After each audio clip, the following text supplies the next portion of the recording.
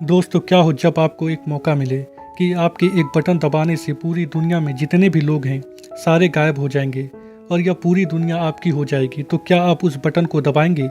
यह एक science fiction comedy web series है जिसका नाम the last man on earth है।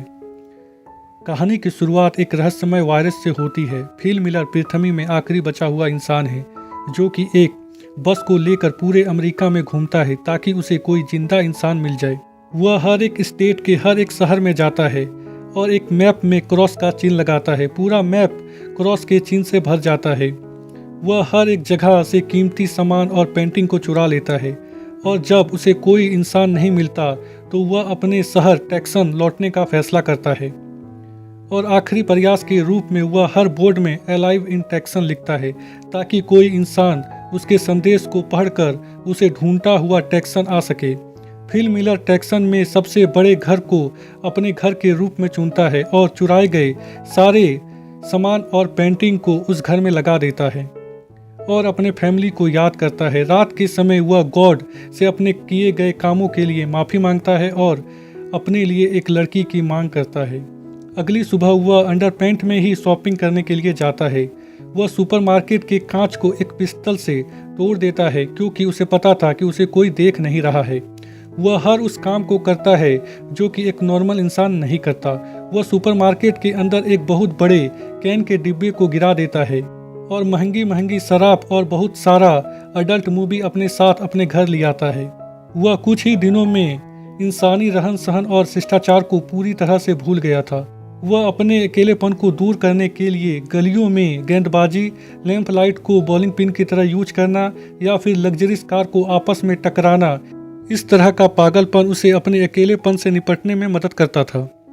वह अपने जन्मदिन को अकेले ही मनाता है और अपने फैमिली वालों को याद करता है कि वह किस तरह अपने फैमिली वालों के साथ बर्थडे मनाता था और उसे सेलिब्रेट करता था। उसके अकेलेपन को दूर करने के लिए उसके साथ कोई नहीं था। वह हर रात भगवान से अपने लिए एक लड़की को मांगता था। इसी तरह 5 महीने का समय बीत जाता है। फिल मिलर के पूरे घर में प्लास्टिक और कूड़े कचरे का ढेर लग जाता है जिसे साफ करने में ना उसकी कोई दिलचस्पी थी और ना ही उसे लग रहा था कि इसे साफ करने में कोई फायदा है। शराब में वह नहाता था और उसी को पीने लगता था, बिल्कुल एक बच्चे की तरह। वह एक स्विमिंग पूल की लकड़ी को काटकर बाथरूम की तरह यूज करने लगा था और बॉल में फेस बनाकर उनसे बातें करने लगा था।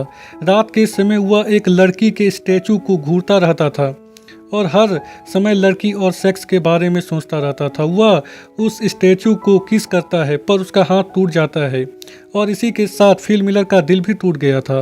वह मरने का मन बना लेता है और वह अपने दोस्तों से हार मानने के लिए माफ़ी मांगता है और कहता है कि तुम लोग इंसान नहीं हो।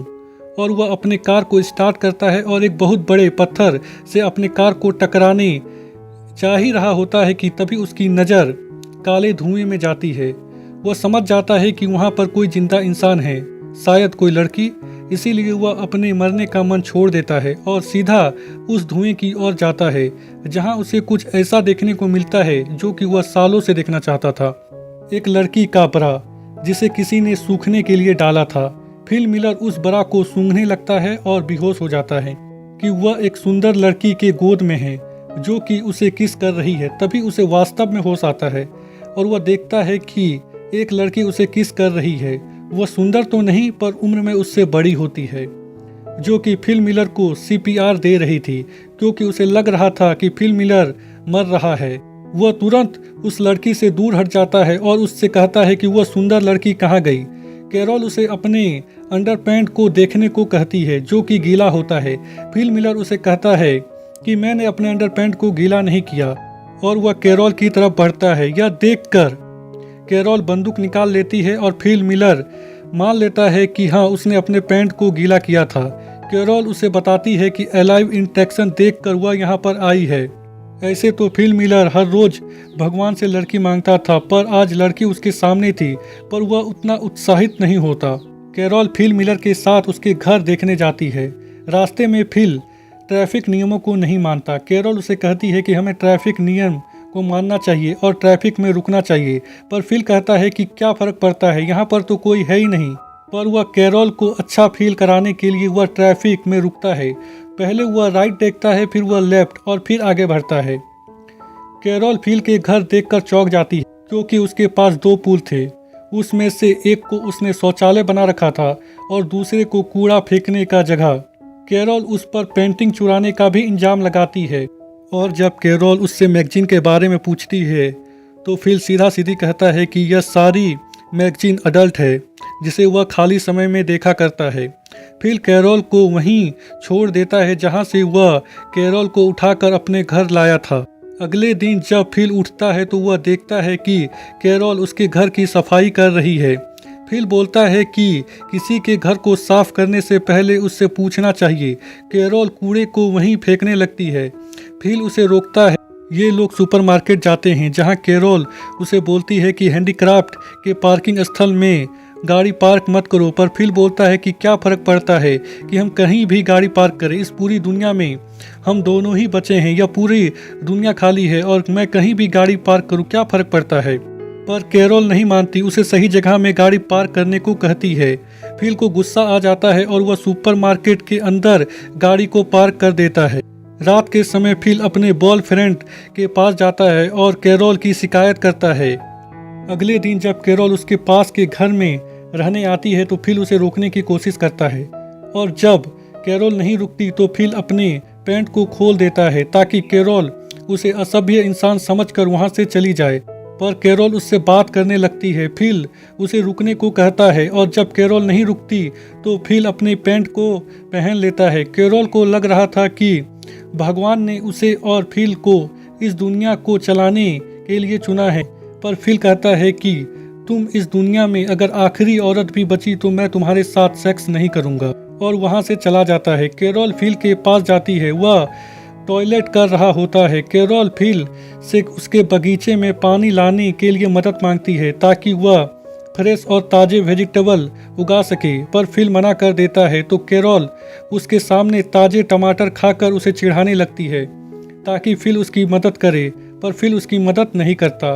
रात में फिल उसके बगीचे में जाकर सारे टमाटर को खा लेता है और जब अगले दिन कैरोल उसके घर जाती है तो वह देखती है कि फिल के पूरे कपड़े में टमाटर लगा हुआ है, पर फिल साफ साफ मना कर देता है कि उसने टमाटर नहीं खाई।